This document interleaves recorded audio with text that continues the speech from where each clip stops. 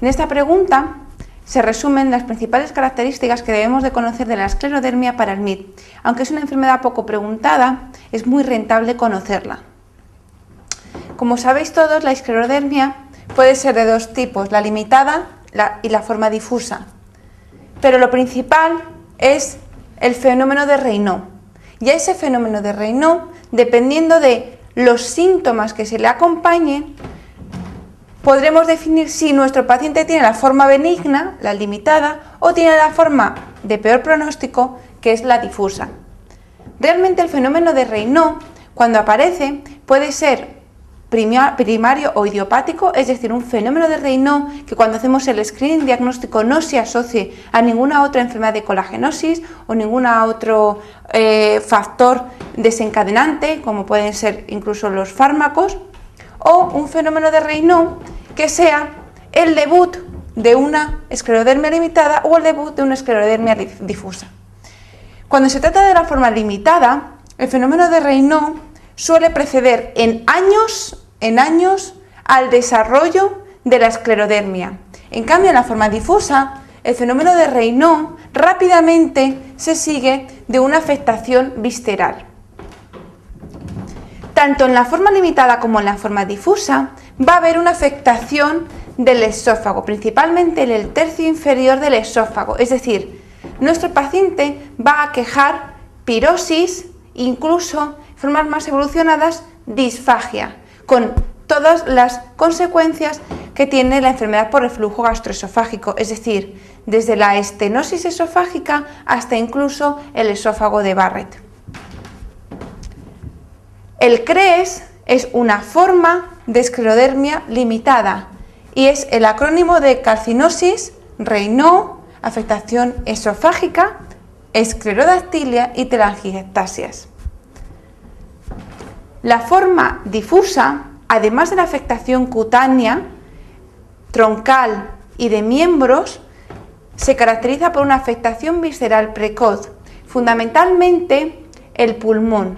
La neumonitis intersticial bilateral es la que actualmente da el pronóstico de nuestro paciente porque es la principal causa de muerte en la forma difusa y está asociada al desarrollo o a la positividad de los anti-SCL70.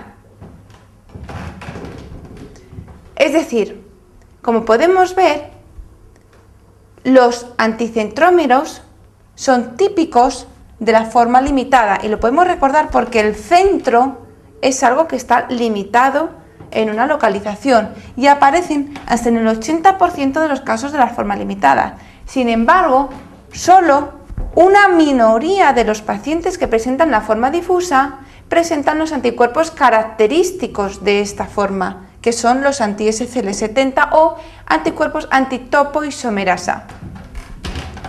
La capilaroscopia es una técnica muy útil que se utiliza sobre todo cuando hacemos el estudio de un paciente que se presenta con fenómeno de Raynaud. ¿Por qué? El fenómeno de Raynaud idiopático o primario, es decir, el que no se asocia a la esclerodermia ni a ninguna otra enfermedad, presenta una capilaroscopia normal. En cambio, la capilaroscopia, cuando presentan ya inicialmente megacapilares, es un signo de que ese paciente no tiene un fenómeno de Raynaud primario, sino que tiene un fenómeno de Raynaud probablemente asociado a una esclerodermia limitada. Y la capilaroscopia de las formas difusas, además de observarse megacapilares, es típico la ausencia de capilares. Aunque la forma limitada generalmente es benigna y solamente hay afectación cutánea, debemos destacar que hasta un 10% de los pacientes con esta forma pueden desarrollar una hipertensión pulmonar primaria o una cirrosis biliar primaria. Hasta el 10% de los pacientes con una forma difusa pueden desarrollar una crisis renal. La crisis renal consiste en que el daño endotelial en la arteriola glomerular aferente produce una vasoconstricción a este nivel con una hipertensión grave, una insuficiencia renal aguda y una anemia hemolítica y microangiopática por esta activación.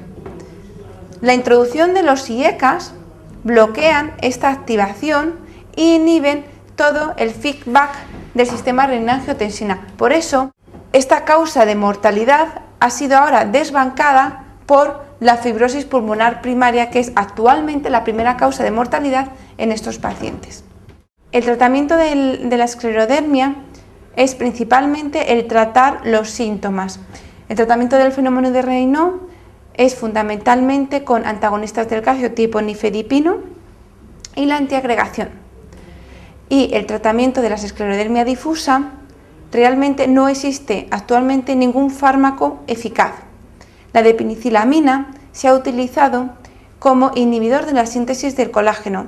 Es un fármaco inmunosupresor, pero realmente la eficacia es muy baja y solamente se utiliza en las fases tempranas de la esclerodermia difusa.